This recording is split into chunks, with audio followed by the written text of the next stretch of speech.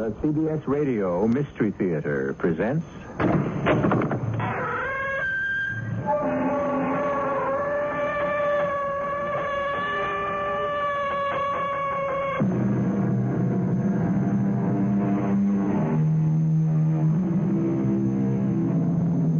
in. Welcome. I'm E.G. Marshall.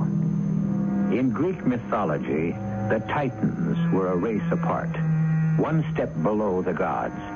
In our culture, a handful of poets, artists, and musicians belong in the same high place. And no one best establishes his right to be there than William Shakespeare, who spanned 2 centuries. Baptized at Stratford-on-Avon on April 26th, 1564. Died April 23rd, 1616. Like all great geniuses, a man before his time. As the play I bring you now amply proves. By General Othello, I fear it is Provencio. Adulterer! Upon my sword point, where is my daughter? Provencio, if you must fight my general, it will be across my bleeding body. Put up your bright swords, gentlemen, or the evening dew will rust them. If it were my cue to fight, I would have known it first before any of you. Is it my skin you challenge, or the man? Be assured, in any case, the Moor stands ready to answer you.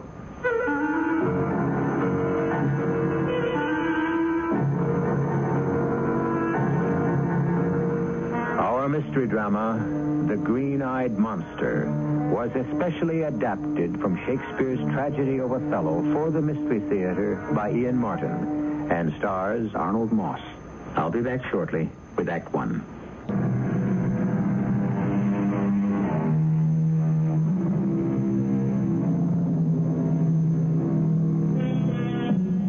Prejudice is as old as man himself. That's a part of this story. The other is one of the greatest tragic love poems ever penned. The fascinating dichotomy of a great man who was too trusting for his own good, and one of the most devious and devastating demons in all literature, whose name has become synonymous with total villainy. The man known as Iago. Rodrigo, I was promised from high places among the doges of Venice that I would be second in command. As will you merit, Iago. Then suddenly the great general, the Lord High Panjandrum, from his blackbird seat pronounces to me, I have already chosen my right hand. Cassio? Cassio, a Florentine, a fellow who never set a squadron in the field, has been battle-tested. So I, whose sword has more than once saved Othello's life, as his mine, to be fair, am cast aside. I am retained not as a commander, but as a servant, an ancient, if you will. Not you in the full flush of manhood. You mean an ensign? I am his moorship's ancient, with no more position in the world's eye than a whipping boy. For me, I'd rather be his hangman. A dream. There is no remedy.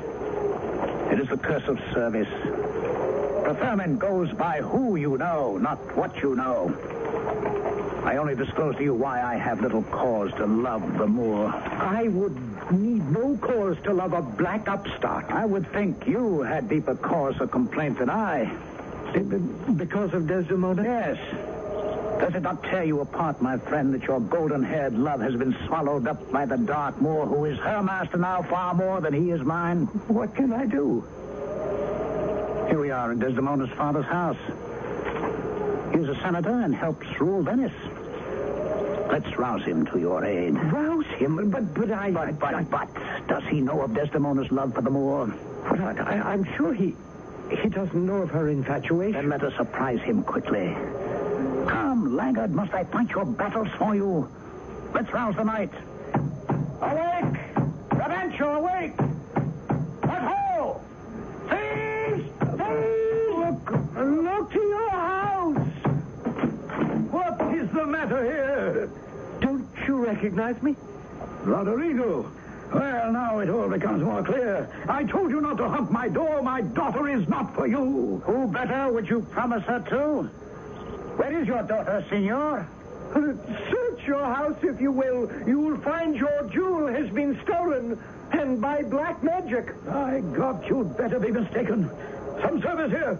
Strike the tinder. Bring me a taper.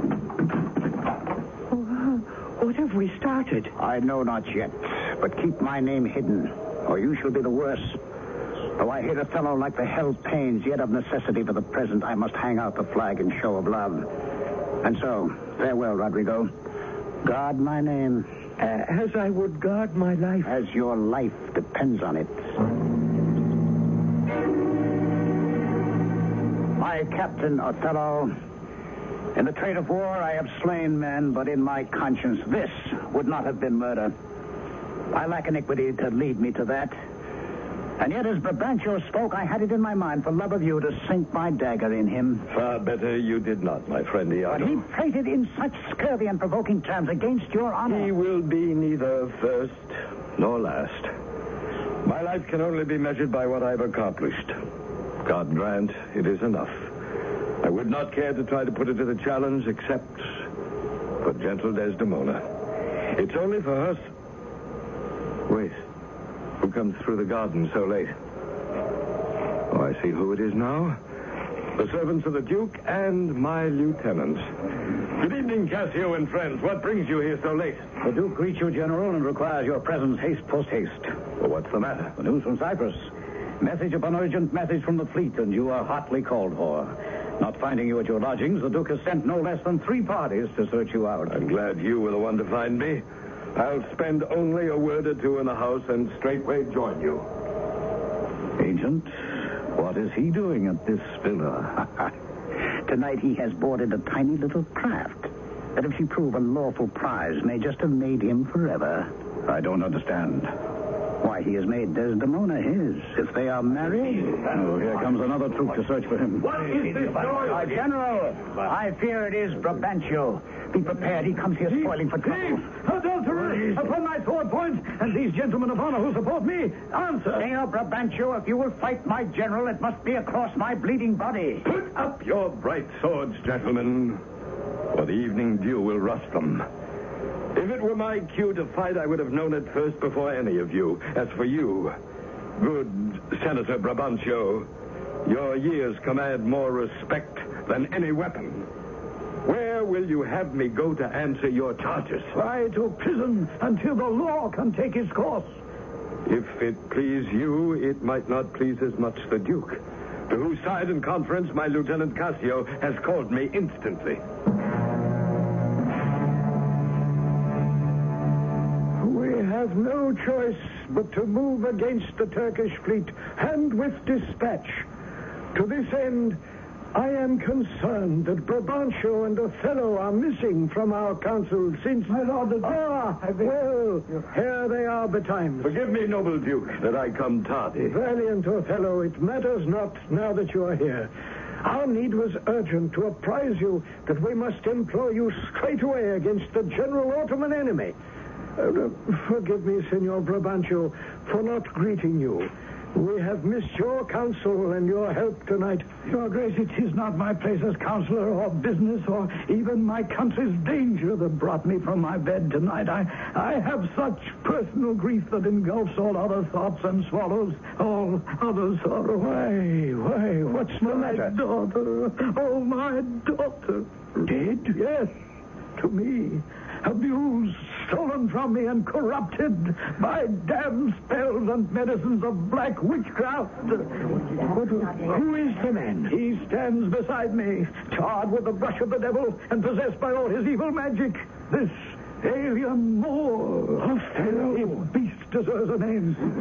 A moment, Signor. Calm yourselves. Othello, what do you say to this?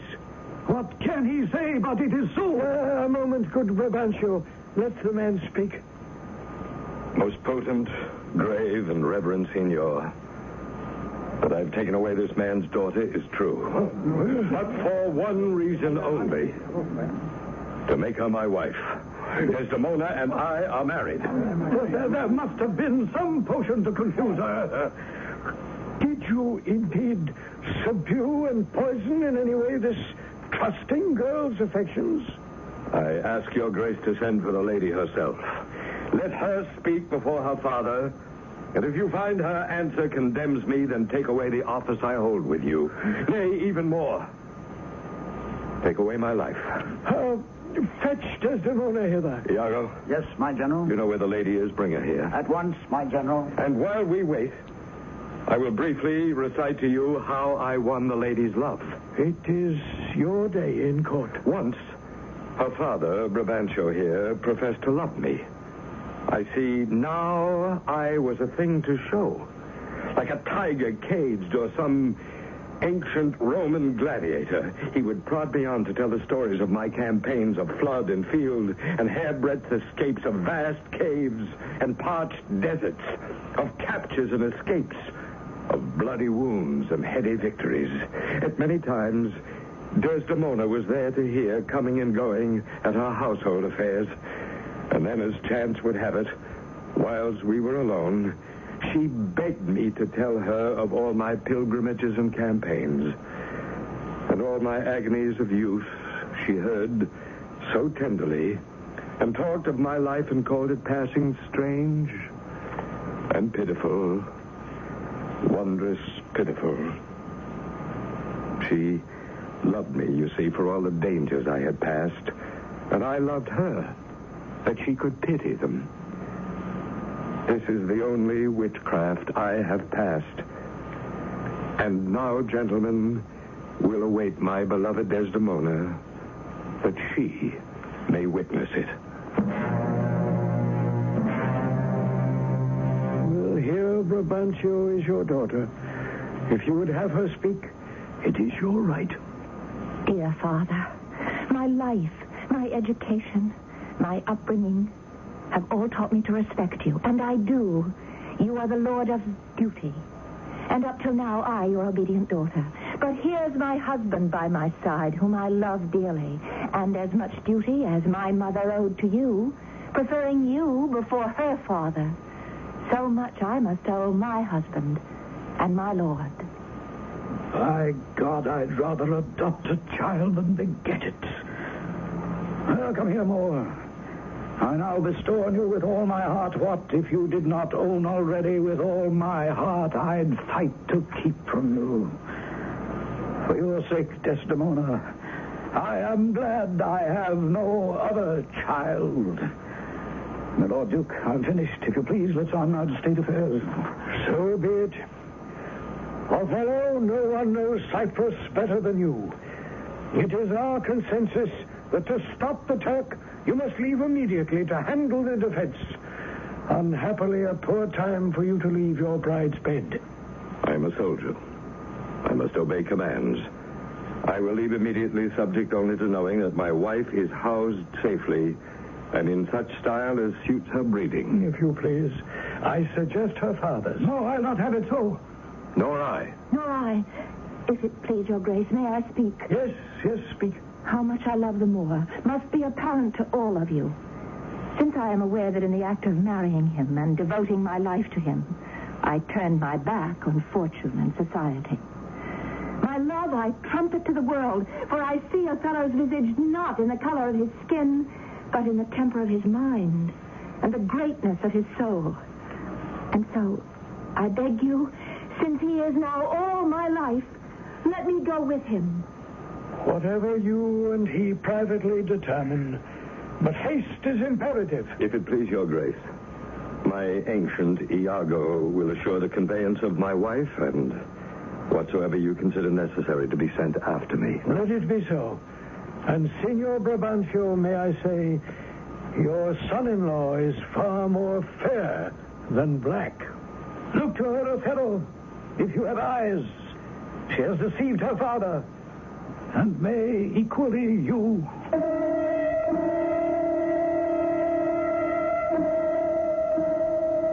The ominous note has been sounded, and the stage is set. It is time now for Shakespeare's most sinister and contemptible villain to move to the center of it and ruthlessly and relentlessly destroy a brave, graceful, trusting man whose straightforwardness is no match for the twisted mind of his evil genius, Iago.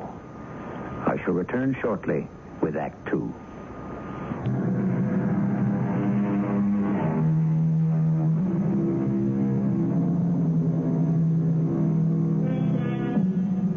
Othello has retired to spend one last hour with his beloved Desdemona before setting sail to organize the defense of Cyprus against the invading Turks. Roderigo, that foolish gentleman and pawn of Iago's, is left alone with him.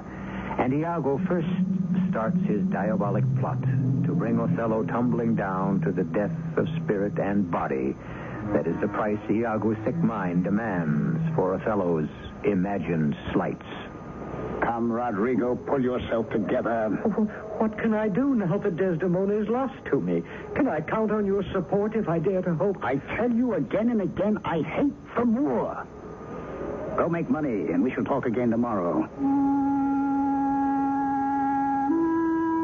I would not spend a second with Rodrigo except for the use I can make of him and his money. I need a better man for my design. Cassio. In proper time, I'll abuse Othello's ear with hints that Cassio is too familiar with his wife. The Moor is of a free and open nature that thinks men honest if they seem to be. And though I hate the Moor, he holds me in good esteem. The better to make my purpose work. Good, Cassio. Well met.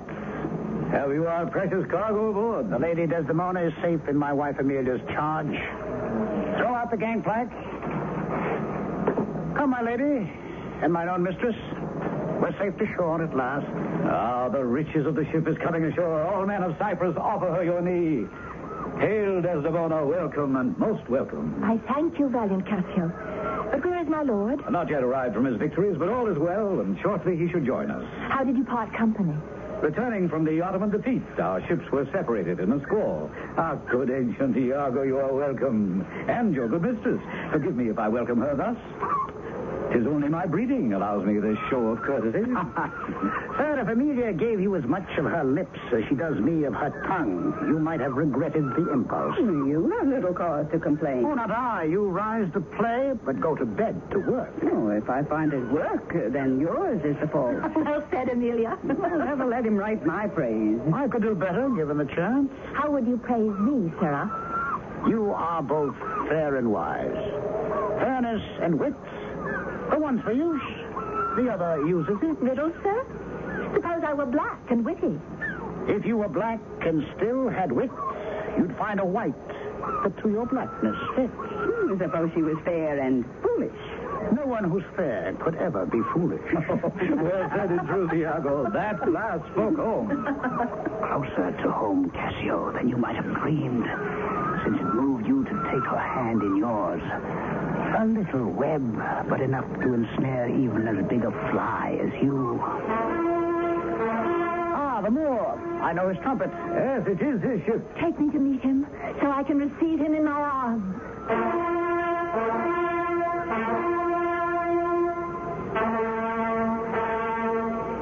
My conquering hero. My fair warrior. My darling. My own. Oh, it gives me as much wonder as content to find you here. If I were to die now at this moment, I could not die happier. Heaven forbid. Don't speak of death after you have so roundly defeated him in battle. Now our love can only increase and grow with every measure of the passing day. Amen to that. I cannot speak enough of my content and joy. Oh. Iago, my good ancient, go to the bay, disbark my coffers, see to it what must be done. Come, Desdemona, my sweet. Once more, well met at Cyprus. That Cassio loves her, I am now sure. That she loves him? Why, where's the matter there? The girl is a magnet. She could hold Othello to her as a dear and loving husband. Now even I am drawn to her, not from pure lust, but lurking in my mind is that this black ram has found his way into my fold. The very thought makes me steel myself the more to even myself with him, wife for wife. Or failing that, to put the Moor into a jealousy so strong the judgment cannot cure. Oh, good Iago, I have an unhappy brain for drinking. And in all the revelry tonight, I've already had more than I should. Come, man, our gallants deserve it. Well, where are they? Just beyond the door. Invite them in while I open the wine. Against my better judgment. But the troops deserve relief after the fray. One more cup, and he will be as full of quarrel as my mistress' dog. Rodrigo is well beneath the influence. I see where I can raise some action that will come down on Cassio's head. Fellow soldiers, on duty I am not drunk, observe.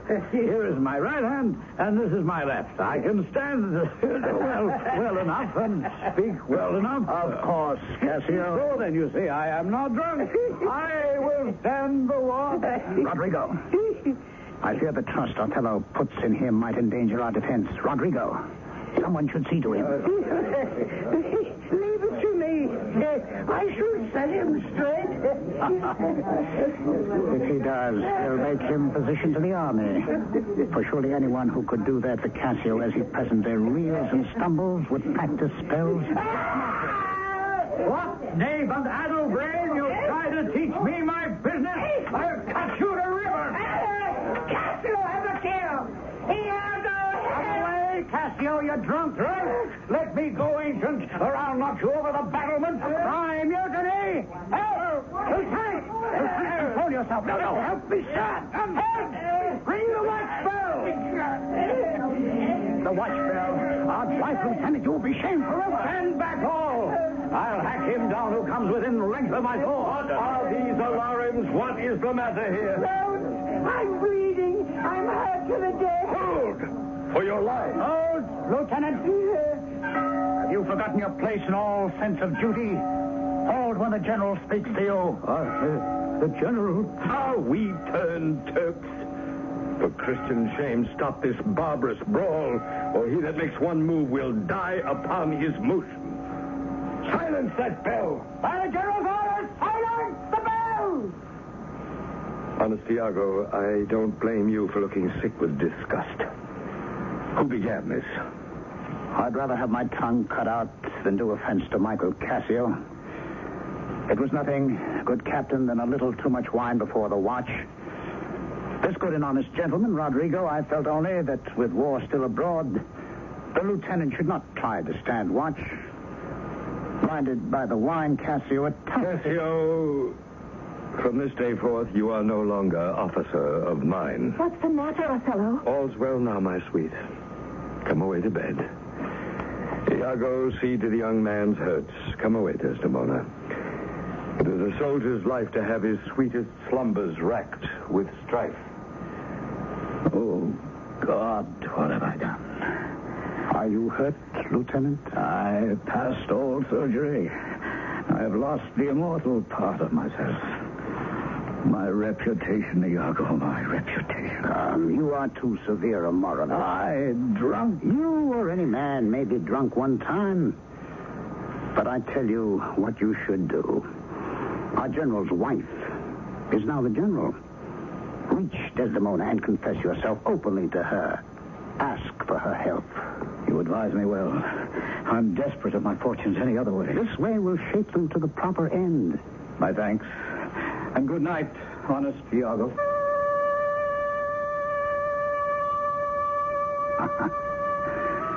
Who is there then to say I play the villain when my advice is free and honest? When devils plan their blackest sins, they first make heavenly show, as I do now. And while this honest fool begs Desdemona to repair his fortunes, I will drop my slow pestilence in her husband's ear. That Cassio lusts only after her body. So I will turn her virtue into pitch, that shall in the end tar all as black as the damned Moor himself. If I have any grace or power to move you, sweet Othello, forgive your Lieutenant Cassio. If he does not love you truly, I have no judgment of an honest man. Desdemona, sweet, some other time. You know I can deny you nothing. Farewell, my Desdemona. I will come to you soon. And I will wait. Your obedient slave. Damn, how I love her. And when I love her not, then hell can eat me up. Did Michael Cassio always know of your love for my lady? Of course. He carried messages between us very often. Indeed. Indeed. Well, what do you say in that? Is he not honest? My lord, for all I know. Well, what do you think? Think, my general? My God, he echoes me as if there was some monster in his thought. What is it? No, good my lord, forgive me. Take no notice. Good name in man or woman is their most precious jewel. Who steals my purse steals trash. But who robs me of my good name enriches not himself and makes me poor indeed. By heaven, I'll know what you are thinking. Othello, beware. Beware of jealousy. It is the green-eyed monster which mocks the meat it feeds on. Guard your heart and pray like me that all our ancestors defend us them from jealousy. Me? Jealous? My wife is fair, loves company, sings, plays, and dances, and where her strongest virtue lies, rests in that she has eyes, and still chose me. Oh, no, Iago, I would have to see before I doubt. And if I doubt, prove it. And that will never be. Othello jealous?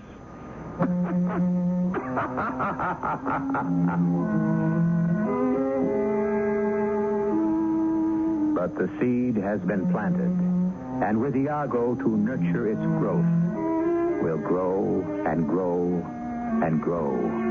Inevitably, Othello hears a still small echo of her father's words, which will grow and grow to a shout. She has deceived her father and may equally you. I shall return shortly with Act 3.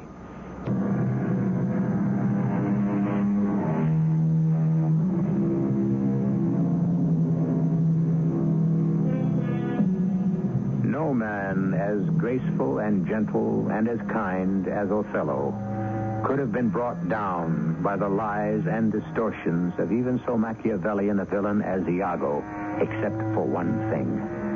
Othello had an Achilles heel, the color of his skin. So, like Achilles, he was vulnerable, and Iago's poisoned arrows at last had found the mark. From now on, it was a matter of carefully fanning the fever to white heat. And the means to accomplish that was a handkerchief. My dearest Othello, your guests await. Are you so fast to be rid of me, then? Not I. Why do you speak so faintly? Are you not well? I have a pain upon my forehead, here and here. What pain is that? I fear to think what might be growing there. It is only the strain of battle and constant watching. Come, let me bind it hard with this, and it will soon be gone. No. Your handkerchief is too little. Let it alone. Come. You shall sit at dinner with me. Oh, my lord, I do not look as I should. So long as you are where I can keep an eye on you, it does not matter. I had not planned. I hope you had no other plans. Now come at my command and say no more. The lady, you dropped your handkerchief. No matter. I shall put it by. Amelia, Iago, what are you doing here? you left me all alone. I have my duties to perform. And do not chide me, for I have a thing for you. What? Here in my lord's bedroom? Oh, be quiet. It's something you bade me steal for you. A handkerchief. What handkerchief? What handkerchief, indeed. The one that was her first remembrance from the moor. Oh, why you want it, Have you stolen it from her at last? Oh, Maya.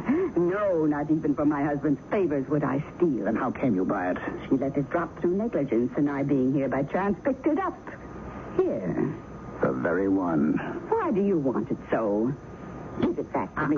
It is so much a favorite of Desdemona's, she'll run mad to find it lost. Don't let her know you found it, or I had it. Your promise? It's such a little thing. Oh, you have it. My lips are sealed. drop this handkerchief in Cassio's quarters and make sure he finds it. Trifles are monsters to the jealous. Already my poison has changed the Moor, but now with what seems to be proof, not all the poppy or mandragora or drowsy spirits of the world shall ever win him back the sweet sleep of yesterday. You're early abroad, my general. Iago, what are you doing here on the walls? Just coming off my watch. I wish I'd known I would have chosen to walk later. My lord is angry with me. 2 days now you have kept me from your side. For good reason. You were the one who set me on the rack. I tell you, it's better to be much abused than just to know a little. What sense had I of her stolen hours of lust? I saw it not, knew it not. It didn't harm me. When I knew nothing of Cassio's kisses on her lips, I slept well. But now, forever, farewell, tranquil mind. Farewell, content. Farewell, the plumed troop, the royal banners, and all quality that made ambition a virtue. Pride, pomp, and circumstance of glorious war. Farewell. The fellow's occupation's gone. Is it possible? Villain! Give a living reason she's disloyal. If you would but let me speak. I would you never had. And so do I. Last night, before the watch, I was alone with Cassio in the guardroom where he was asleep. He is that kind of man who mutters in his sleep, and I... Would that I had not heard, but I could hear his words. What words? What words? Well, such as, sweet Desdemona, let us be wary and let us hide our loves. And, oh, cursed fate that gave you to the Moor. Oh, monstrous, I will tear her all to pieces. No, no, be wise. These are only words. She may be honest still. And yet... Yet what? Out with it. I may be mistaken, but have I not seen in your lady's hand a handkerchief of cambric embroidered about with strawberries? I gave her such a one. Why do you ask? I speak, remember, at your command. I saw such a handkerchief today. Where? I'm sure it was your wife's. Where? In the guardhouse. Cassio used it to wipe his beard. Oh, blood. Iago, blood. Patience. Your mind may change. Never. Like the Pontic Sea, whose icy current, never ebbing, drives relentless through the Hellespont. Even so, my bloody thoughts will ne'er look back. Kneel with me now that I may take oath to those words. Within 3 days, I will hear you say that Cassio is not alive. Where could I have lost that handkerchief, Amelia? I do not know, madam. I'd soon have lost my purse. I'm lucky that my noble Moor is true of mind and gently understanding. What? Is he not like every man? And how is every man? Suspicious, jealous. Jealous? A fellow? I think the sun where he was born dried up all ugly thoughts. Here comes my lord. For once I have him all alone. I will not leave him now till he mends his silly quarrel with poor Cassio. I will be in the antechamber. How are you, Desdemona? I am well, my good lord. Dear heart, I have made bold to send for Cassio to come and speak to him. Have you a cold? Oh, just something I choked upon. Lend me your handkerchief. Here, sweet. Oh, no, not that one. The one I gave you. I don't have it here. Oh, that is a fault. To lose it or give it away would be a sin that could mean ruin. Oh, no, please don't say that. There's magic in the web of this, woven by a sibyl from silk, from hallowed worms, dyed in the shriveled remains of maidens' hearts. Then would to God I had never seen it. Why? Is it lost? It is not lost, but even supposing that it Is were. it gone? I've told you. Then fetch it. Let me see it. Come. This is a trick to put me from my suit to have you welcome Cassio. Forget him. Fetch me the handkerchief. You'll never meet a more sufficient The man. handkerchief. Talk first of Cassio. The handkerchief. A man who founded all his fortunes on yours. Truly, for once, you are to blame. Death and blood, let me away from you before I choke on my own bile. And this is the man who knows no jealousy? I never saw him thus before. I only hope that Cassio can tell me what's amiss. Now, hear me, Rodrigo. If I have taken your money, it is only for your sake. The Duke has sent advices that Cassio will be governor of Cyprus. If this be so, what chance have you to win her favors? But Desdemona is still wed to Othello. Othello's influence in Venice is on the wane.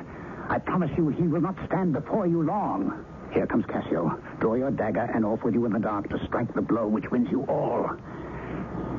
If you but dare. Die, you adulterer, die! Set off! Oh, and here is what in return. Oh, God! To the rescue! Damned foolish bumbler. I can only hope that Othello proves more deadly at the death.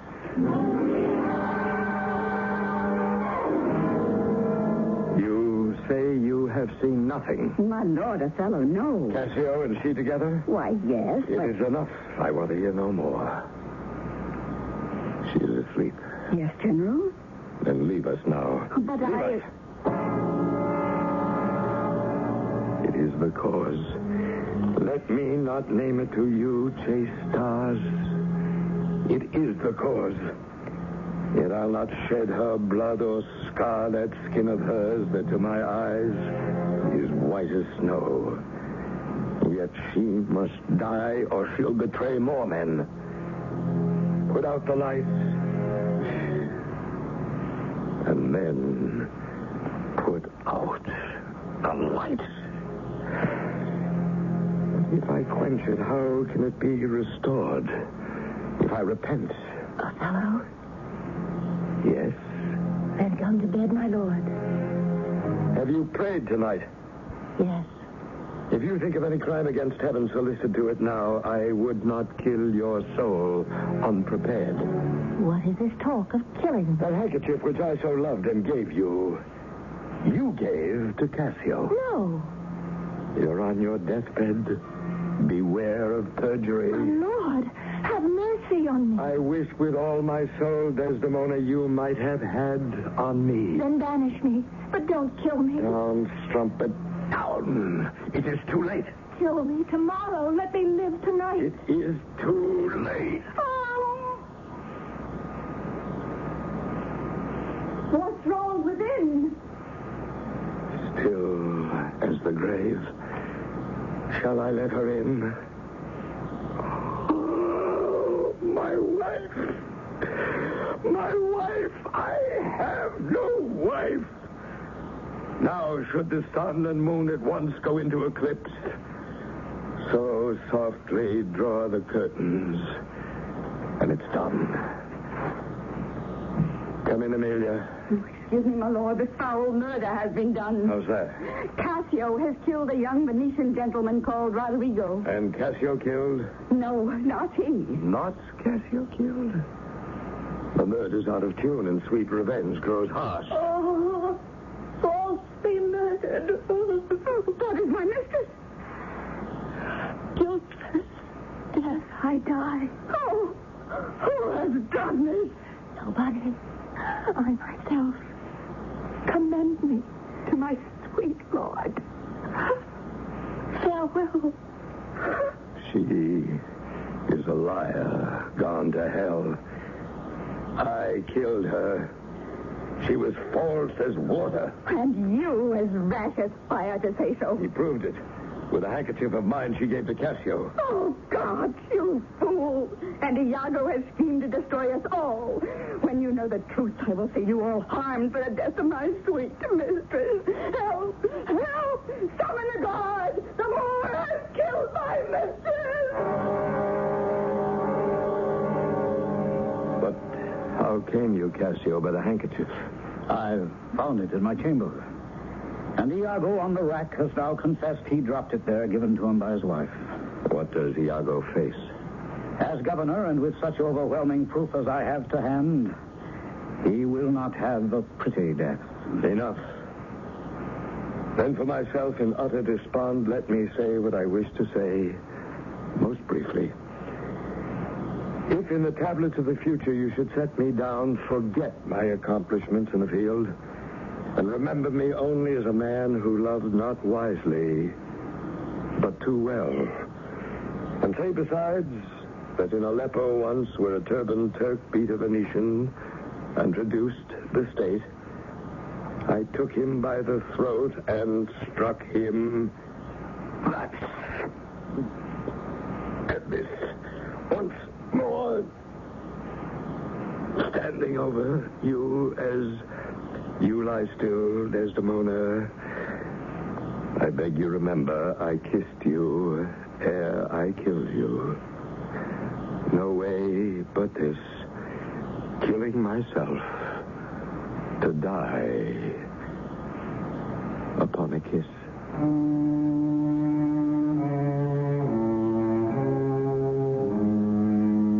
The inevitable climax at last reached. This is tragedy at its finest. Inevitable, inexorable, and somehow, in the honesty of all but the central villain, ennobling. I'll be back shortly. This is Lucille Ball, here to make a personal appeal to every American. Since the 1880s, the American Red Cross has been stepping in when there's been big trouble, like a hurricane. But nobody has to tell you the Red Cross is there when a hurricane strikes. So let's talk about the other Red Cross, your neighborhood Red Cross. They teach kids to swim. That's good, Eddie. And they train about every lifeguard on every beach. It's possible to look into it. We can get in touch with the local chapter. They help veterans get on their feet. They help people relocate after fires. Are you comfortable? Okay, now relax. They collect and distribute blood. They give a hand to the older folks in your town and do scores of other jobs. Running very nice. It's easy to see why we've got to have Red Cross, and only you can keep Red Cross ready for the little emergencies in your neighborhood. And the big ones. Help keep Red Cross ready.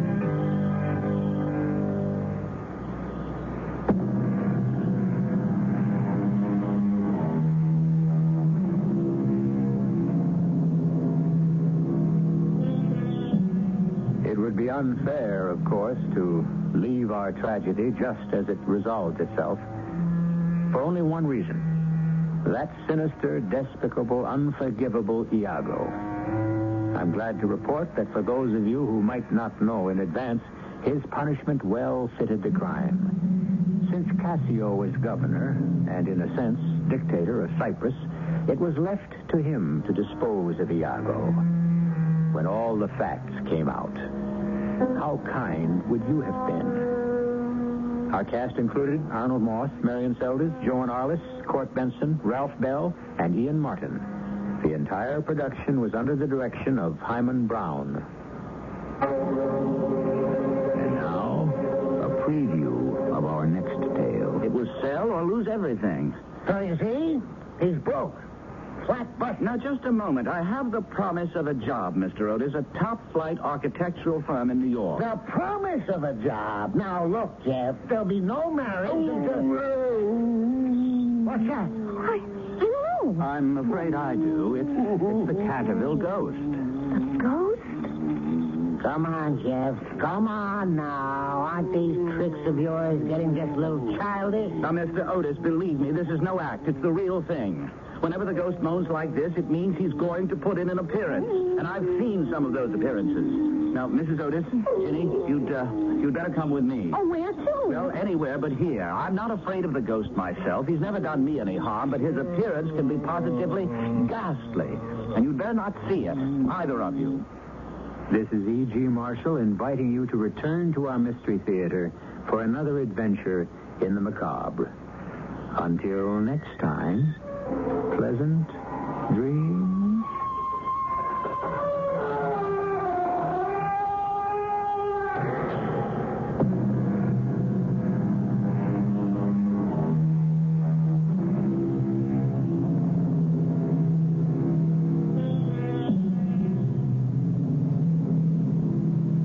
This is CBS for the Great Southwest, KOOL Phoenix.